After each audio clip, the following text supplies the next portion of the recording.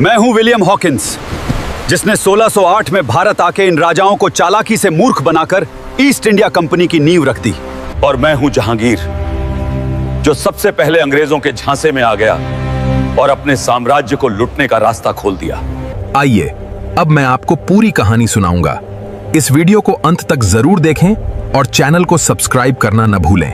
कल्पना कीजिए एक ऐसी दुनिया की जहां खाने का स्वाद बढ़ाने वाली काली मिर्च की कीमत सोने के बराबर थी। आज जब हम इतिहास की बात करते हैं तो अक्सर कहते हैं कि अंग्रेजों ने भारत को गुलाम बनाया, लेकिन हकीकत इससे कहीं अधिक पेचीदा और डरावनी है। भारत किसी देश की सेना द्वारा नहीं, बल्कि 25 व्यापारियों द्वारा शुरू की गई एक निजी व्यापारिक संस्था का गुलाम बना था। यह कहानी है उस दल की जिसने व्यापार के तराजू को तलवार में बदल दिया। साल 1599 की बात है। उस दौर में यूरोप में मसालों, खासकर काली मिर्च, जिसे काला सोना कहा जाता था, का बोलबाला था। मांस को सुरक्षित रखने और उसे जायकेदार बनाने के लिए यह मसाला अनिवार्य था। उस समय मसालों के व्यापार पर विदेशी व्यापारियों का एकाधिकार था। सितंबर 1599 में उन्होंने अचानक काली मिर्च की कीमतों में भारी बढ़ोतरी कर दी। इस मनमानी ने ब्रिटिश व्यापारियों के बीच खलबली मचा दी। लंदन की सर्द रातों में जब ये व्यापारी अपनी खाली तिजोरियों को देखते थे तो उनके मन में क्रोध और लालच का मिश्रण उबलता था। 24 सितंबर 1599 को लंदन की एक सड़क पर 24 अमीर व्यापारी एक अंधेरे कमरे में इकट्ठा हुए। उनका गुस्सा चरम पर था। उन्होंने तय किया कि वे अब दूसरों पर निर्भर नहीं रहेंगे, बल्कि अपना खुद का व्यापारिक संगठन बनाएंगे। उन्होंने 125 साझेदारों को राजी किया और बहुत बड़ी शुरुआती पूंजी जमा की। यह उस समय के हिसाब से बहुत बड़ी रकम थी। वे जानते थे कि समुद्र की लहरें उनके जहाजों को निगल सकती हैं और समुद्री लुटेरे उनका गला काट सकते हैं, लेकिन भारत की दौलत की चमक उनके डर से कहीं अधिक बड़ी थी। इन व्यापारियों ने एक दल बनाया। 31 दिसंबर 1600 को महारानी एलिजाबेथ प्रथम ने इस दल को एक शाही आदेश पत्र दिया। यह केवल व्यापार करने की अनुमति नहीं थी, बल्कि यह एक जादुई अधिकार पत्र था। इसने दल को 15 वर्षों के लिए एक बड़े समुद्री क्षेत्र में व्यापार करने का एकाधिकार दे दिया, यानी कोई भी दूसरा नागरिक उस इलाके में व्यापार नहीं कर सकता था। सबसे चौंकाने वाली बात यह थी कि महारानी ने इस निजी दल को सरकार जैसी शक्तियां दे दी। खुद के सिक्के ढालना, अपने कानून बनाना, अपनी अदालतें चलाना, सजा देना और यहाँ तक कि अपनी निजी सेना रखना। यह किसी व्यापारी को राजा बनाने जैसा था। शुरुआत में इस दल का इरादा भारत नहीं, बल्कि इंडोनेशिया के मसाला द्वीप जाने का था। लेकिन जब वे वहाँ पहुँचे तो उन्हें एहसास हुआ कि वहाँ पहले से ही अन्य विदेशी शक्तियाँ जमी हुई हैं। खूनी संघर्ष के बाद उन्हें वहां से भागना पड़ा। उनकी हार ने उन्हें और अधिक क्रूर बना दिया। असफलता के बाद उनकी नजर उस समय की दुनिया की सबसे बड़ी आर्थिक शक्ति पर पड़ी, मुगलकालीन भारत। 24 अगस्त 1608 को एक जहाज गुजरात के सूरत तट पर लंगर डालता है। इसका कप्तान विलियम हॉकिंस था। वह उस दल का पहला प्रतिनिधि बनकर भारत की धरती पर उतरा। उसने यहाँ की धरती पर कदम रखते ही अनुभव किया कि यहाँ की हवा में भी अमीरी बसी है। हॉकिंस को पता था कि अगर भारत में व्यापार करना है तो आगरा के मुगल बादशाह को खुश करना होगा। हॉकिंस ने एक चतुर चाल चली। वह एक विदेशी होने के बावजूद अफगान रईस के कपड़ों में जहांगीर के दरबार में पहुंचा और तुर्की भाषा में बात की। जहांगीर उसकी इस कोशिश से थोड़ा प्रभावित तो हुआ और उसे उपाधि भी दी, लेकिन व्यापार की अनुमति नहीं दी। दरबार में पुर्तगाली व्यापारियों का दबदबा था। जहांगीर इन विदेशियों को असभ्य मानता था और उनकी नजर केवल लूट पर थी, ऐसा मुगलों को आभास था। उन्हें खाली हाथ वापस लौटना पड़ा, लेकिन उन्होंने हार नहीं मानी। वे जानते थे कि भारतीय राजाओं को प्रभावित करने के लिए केवल शब्द काफी नहीं है, बल्कि शक्ति का प्रदर्शन जरूरी है। साल 1612 में सूरत के पास समुद्र में एक लड़ाई हुई। दल के मुट्ठी भर जहाजों ने विशाल बेड़े को हरा दिया। इस जीत ने जहांगीर को चौंका दिया और मुगलों के मन में इन विदेशियों के प्रति एक अनचाहा सम्मान पैदा कर दिया। तभी साल 1615 में राजा जेम्स प्रथम ने अपने आधिकारिक राजदूत सर थॉमस रो को भारत भेजा। रो एक बेहद मंझा हुआ कूटनीतिज्ञ था। उसने 3 साल तक जहांगीर के पीछे मेहनत की, उसे कीमती यूरोपीय तोहफे दिए और अंततः एक शाही आदेश हासिल करने में कामयाब रहा। इस आदेश ने दल को सूरत, अहमदाबाद और भरूच में कारखाने बनाने की इजाजत दे दी। यह भारत में गुलामी की वह पहली ईंट थी जिसे व्यापार की आड़ में रखा गया था। जहांगीर से अनुमति मिलने के बाद उन्होंने समझ लिया था कि भारत की मुख्य भूमि पर सीधे कब्जा करना फिलहाल नामुमकिन है। इसलिए उन्होंने समुद्री किनारे पकड़ने की रणनीति अपनाई। वे मकड़ी की तरह अपना जाल फैला रहे थे। साल 1639 में दल के अधिकारी ने विजयनगर के स्थानीय राजा को व्यापार के लाभ का लालच दिया। राजा ने उन्हें मद्रास में जमीन का एक टुकड़ा पट्टे पर दे दिया। यहाँ उन्होंने केवल गोदाम नहीं बनाए बल्कि एक मजबूत किला खड़ा कर दिया। राजाओं को लगा कि ये केवल पहरेदार है, पर वे वास्तव में शिकारी थे। यहीं से उन्होंने सफेद शहर बसाने की शुरुआत की, जहाँ भारतीयों का प्रवेश वर्जित था। भारत के पश्चिमी तट पर उनकी नजर अब बम्बई पर थी। साल 1662 में एक ऐसी ऐतिहासिक घटना घटी जिसने कूटनीति की परिभाषा बदल दी। इंग्लैंड के राजा की शादी पुर्तगाली राजकुमारी से हुई। पुर्तगाल ने दहेज के रूप में बम्बई के 7 द्वीप इंग्लैंड के राजा को दे दिए। भारतीयों के लिए यह अपमानजनक था कि उनकी जमीन का सौदा यूरोप के महलों में हो रहा था। चूंकि राजा के लिए इतनी दूर का प्रशासन चलाना मुश्किल था, इसलिए उन्होंने 1668 में इसे मामूली सालाना किराए पर उस व्यापारिक दल को सौंप दिया। यह उनके लिए एक बड़ा उपहार जैसा था। बम्बई एक प्राकृतिक बंदरगाह था जहां से साल भर व्यापार हो सकता था। उन्होंने अपनी राजधानी सूरत से बदलकर बम्बई कर ली। उनकी भूख अब बंगाल के लिए बढ़ रही थी। उस दौर में बंगाल दुनिया का सबसे समृद्ध प्रांत था। वहाँ की मिट्टी सोना उगलती थी और वहाँ के बुनकर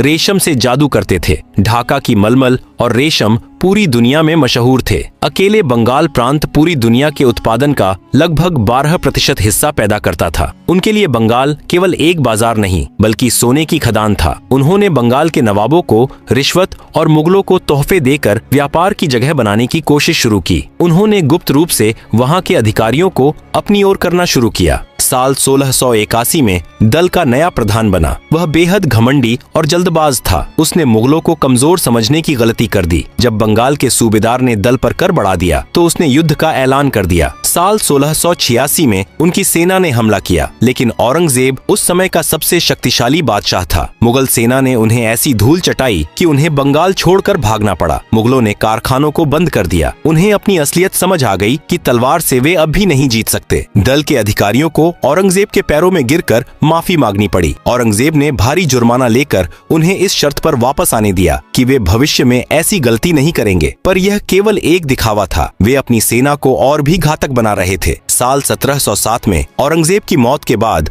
मुगल साम्राज्य ताश के पत्तों की तरह बिखरने लगा। राजा बदलते रहे और आपसी कलह ने साम्राज्य को खोखला कर दिया। साल 1717 में बादशाह फर्रुखसियर एक गंभीर बीमारी से जूझ रहा था। दल के एक वैद्य ने उसका इलाज किया। खुश होकर बादशाह ने उन्हें वह आदेश दे दिया जो आगे चलकर भारत की गुलामी का सबसे बड़ा कारण बना। इस आदेश के तहत दल को बंगाल में बिना किसी कर के व्यापार करने की अनुमति मिल गई। अब वे जो सामान लाते या ले जाते उस पर कोई कर नहीं लगता था। यह भारतीय व्यापारियों के लिए मौत की घंटी थी, क्योंकि उन्हें तो कर देना पड़ता था, जबकि विदेशियों के लिए सब मुफ्त था। भारतीय व्यापारी भूख से मरने लगे और विदेशी व्यापारी महल बनाने लगे। जैसे जैसे मुगल दिल्ली में कमजोर हुए, बंगाल के नवाबों ने खुद को स्वतंत्र घोषित कर दिया। अलीवर्दी खान उनकी फितरत से वाकिफ था। उसने व्यापार की अनुमति तो दी, लेकिन उन्हें किलाबंदी करने से रोके रखा। वह कहता था कि तुम व्यापारी हो, सैनिक नहीं। लेकिन साल 1756 में उसकी मौत के बाद उसका युवा पोता सिराजुद्दौला नवाब बना। सिराजुद्दौला युवा था और उनकी चालाकी बर्दाश्त करने के मूड में बिल्कुल नहीं था। वह जानता था कि ये विदेशी दीमक की तरह बंगाल को चाट रहे हैं। यहीं से एक खूनी साजिश की पृष्ठभूमि तैयार हुई, जिसने भारत का भविष्य हमेशा के लिए बदल दिया। युवा नवाब सिराजुद्दौला ने सत्ता संभालते ही चेतावनी दी कि वे किले की सुरक्षा बढ़ाना बंद करें और व्यापारिक छूट का दुरुपयोग न करें। जब वे नहीं माने तो नवाब ने सैनिकों के साथ कलकत्ता पर हमला कर दिया। दल के अधिकारी अपनी जान बचाकर भागे। इसी दौरान काली कोठरी की घटना हुई, जहां दावा किया गया कि नवाब ने कैदियों को एक छोटी सी अंधेरी कोठरी में बंद कर दिया, जिनमें से अधिकांश की मौत हो गई। इस घटना को खूब नमक मिर्च लगाकर दुनिया को दिखाया गया, ताकि नवाब को एक राक्षस साबित किया जा सके। मद्रास से उनकी एक विशेष टुकड़ी बंगाल भेजी गई, जिसका नेतृत्व रॉबर्ट क्लाइव कर रहा था। क्लाइव एक सिपाही से ज्यादा एक शातिर खिलाड़ी था। उसे पता था कि सिराजुद्दौला को सीधे युद्ध में हराना मुश्किल है, इसलिए उसने गद्दारी और साजिश का सहारा लिया। क्लाइव ने नवाब के सेनापति मीर जाफर को पकड़ा। मीर जाफर खुद नवाब बनने का सपना देख रहा था और उस सपने की कीमत उसने देश की आजादी से चुकाई। क्लाइव ने उससे वादा किया कि अगर वह युद्ध के मैदान में नवाब का साथ छोड़ दे तो वे उसे बंगाल का नवाब बना देंगे। इसके साथ ही बंगाल के सबसे अमीर सेठ को भी उन्होंने अपने पाले में कर लिया, जो नवाब से नाराज था। 23 जून 1757 को प्लासी के मैदान में दोनों सेनाएं आमने सामने थीं। यह इतिहास की सबसे अजीब लड़ाई थी। नवाब की विशाल सेना के सामने उनके पास मात्र 3000 सैनिक थे। लेकिन जैसे ही लड़ाई शुरू हुई, मीर जाफर अपनी सेना के साथ चुपचाप खड़ा रहा। गद्दारी ने नवाब की ताकत को पंगु बना दिया था। इसी बीच अचानक तेज बारिश हुई। उन्होंने तो अपना बारूद कपड़ों से ढक लिया, लेकिन नवाब की सेना का बारूद भीग गया। सिराजुद्दौला को युद्ध के मैदान से भागना पड़ा और बाद में उसकी हत्या कर दी गई। इस जीत ने उन्हें बंगाल का मालिक नहीं बल्कि राजा बनाने वाली शक्ति बना दिया। वादे के मुताबिक मीर जाफर को नवाब बनाया गया, लेकिन वह उनकी सोने की ऐसी मुर्गी बन गया जिसे वे जब चाहे काट सकते थे। वह केवल एक मुखौटा था, असली चेहरा तो इन विदेशियों का था। जब मीर जाफर का खजाना खाली हो गया तो उन्होंने उसे हटाकर उसके दामाद मीर कासिम को गद्दी पर बैठा दिया। मीर कासिम एक योग्य शासक था और वह गुलामी से बाहर निकलना चाहता था। उसने अपनी राजधानी बदली और सेना को आधुनिक बनाना शुरू किया। जब उन्होंने उसके व्यापारिक सुधारों को रोका तो मीर कासिम ने उनके खिलाफ जंग छेड़ दी। मीर कासिम ने एक ऐतिहासिक गठबंधन बनाया। उसने अवध के नवाब और मुगल बादशाह शाह आलम द्वितीय को अपने साथ मिलाया। 22 अक्टूबर 1764 को बक्सर के मैदान में उनकी सेना और इस गठबंधन के बीच भीषण युद्ध हुआ। यह एक वास्तविक युद्ध था जहां भारतीय वीरता और विदेशी रणनीति का मुकाबला था। उनकी अनुशासित सेना और आधुनिक हथियारों ने भारतीय गठबंधन को बुरी तरह पराजित किया। इस जीत ने साबित कर दिया कि अब भारत में उनका मुकाबला करने वाली कोई बड़ी शक्ति नहीं बची है। साल 1765 में एक संधि हुई। रॉबर्ट क्लाइव ने मुगल बादशाह से बंगाल, बिहार और उड़ीसा के लगान वसूलने के अधिकार छीन लिए। इसका मतलब था कि अब इन राज्यों से कर वसूलने का अधिकार उस दल के पास था। यह उनके लिए सबसे बड़ी आर्थिक जीत थी। अब उन्हें बाहर से धन लाने की जरूरत नहीं थी। वे भारतीयों से ही कर वसूलते थे और उसी पैसे से भारतीय सामान खरीदकर बाहर ऊंचे दामों पर बेचते थे। यानी भारतीयों की मेहनत और पैसा दोनों ही उनके मुनाफे में जा रहे थे। यह एक ऐसा चक्र था जिसमें भारत हर दिन गरीब होता जा रहा था। क्लाइव ने दोहरा शासन व्यवस्था लागू की। कर वसूलने और पैसा रखने की शक्ति उनके पास थी, जबकि प्रशासन चलाने की जिम्मेदारी नवाब के पास, जिसके पास धन नहीं था। नवाब केवल बदनामी का पात्र बना और मलाई ये विदेशी खाते रहे। परिणाम स्वरूप उन्होंने बंगाल को बुरी तरह लूटा। साल 1770 में बंगाल में एक भीषण अकाल पड़ा जिसमें लगभग 1 करोड़ लोग मारे गए। लोग सड़कों पर कंकाल बनकर पड़े थे, पर ये विदेशी अनाज की जमाखोरी कर रहे थे। लेकिन दया दिखाने के बजाय उन्होंने कर की दरें और बढ़ा दी ताकि उनका मुनाफा कम न हो। इसी लूट के पैसे से उनके देश में आधुनिक बदलावों की शुरुआत हुई, जबकि भारत भुखमरी की ओर धकेल दिया गया। बंगाल पर कब्जा करने के बाद उनकी नजर दक्षिण भारत पर थी। वहाँ मैसूर के सुल्तान हैदर अली और उनके बेटे टीपू सुल्तान उनके सबसे बड़े दुश्मन बनकर उभरे। टीपू सुल्तान वह वीर था जिसने विदेशियों की गुलामी को कभी स्वीकार नहीं किया। टीपू केवल एक योद्धा नहीं बल्कि एक आधुनिक शासक थे। उन्होंने अग्निबाण का इस्तेमाल किया जिसने पहली बार उनकी सेना में भगदड़ मचा दी। टीपू उनकी चालों को बखूबी समझते थे और उन्होंने अन्य विदेशियों के साथ हाथ मिला लिया था। उन्होंने टीपू को हराने के लिए आपसी कलह की नीति अपनाई। उन्होंने अन्य शक्तियों को अपने साथ मिलाया। 1799 में एक बड़ी लड़ाई में टीपू सुल्तान लड़ते हुए वीरगति को प्राप्त हुए। उन्होंने टीपू के खजाने से भारी मात्रा में सोना, जवाहरात और कीमती सामान लूटा। उनके महलों को उखाड़ दिया गया। टीपू की मौत के बाद दक्षिण भारत में उनका रास्ता साफ हो गया। मुगलों के बाद मराठा ही भारत की सबसे बड़ी शक्ति थे, लेकिन उनकी सबसे बड़ी कमजोरी थी आपसी फूट और अहंकार। पेशवाओं के उत्तराधिकार की जंग में एक सरदार ने उनसे मदद मांगकर उन्हें मराठा राजनीति में घुसने का मौका दे दिया। लंबी लड़ाइयों के बाद उन्होंने मराठा सरदारों को एक एक करके कमजोर किया। वे जानते थे कि जब तक ये योद्धा एक है उन्हें कोई नहीं हरा सकता, इसलिए उन्होंने जहर बोया। साल 1818 तक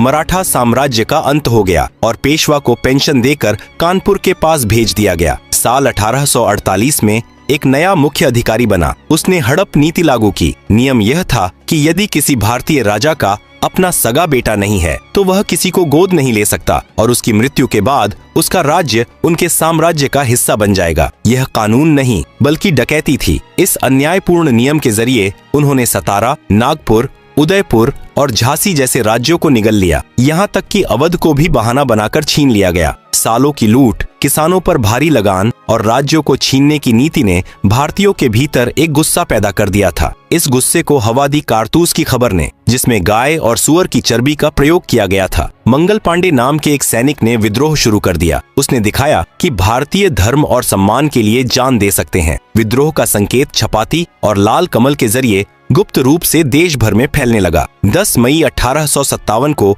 मेरठ के सैनिकों ने बगावत कर दी और दिल्ली की ओर कूच किया। झांसी की रानी लक्ष्मीबाई जो अपने बच्चे को पीठ पर बांधकर लड़ी, नाना साहेब, तात्या टोपे, बेगम हजरत महल और कुंवर सिंह जैसे नेताओं ने अपनी अपनी रियासतों में उन्हें कड़ी टक्कर दी। सड़कों पर खून बहा और गद्दारी ने एक बार फिर अपना रंग दिखाया। भले ही यह विद्रोह सफल नहीं हो पाया, लेकिन इसने उस दल की जड़ों को हिला दिया। उनकी सरकार को समझ आ गया कि एक व्यापारिक दल अब इतने बड़े देश को नहीं संभाल सकता। 2 अगस्त 1858 को एक नया कानून पारित किया गया। उस व्यापारिक दल को खत्म कर दिया गया और भारत की सत्ता सीधे महारानी के हाथों में चली गई। अब भारत उस दल के शासन से निकलकर विदेशी सरकार का हिस्सा बन गया था। यह आजादी नहीं थी, बल्कि मालिक का बदलना था, लेकिन यह केवल चेहरे का बदलाव था। लूट का तरीका और भी व्यवस्थित हो गया। अब सरकारी नियमों के तहत भारत को लूटा जाने लगा। इतिहासकारों के अनुसार साल 1765 से 1945 के बीच उन्होंने भारत से लगभग 45 नील डॉलर की संपत्ति लूटी।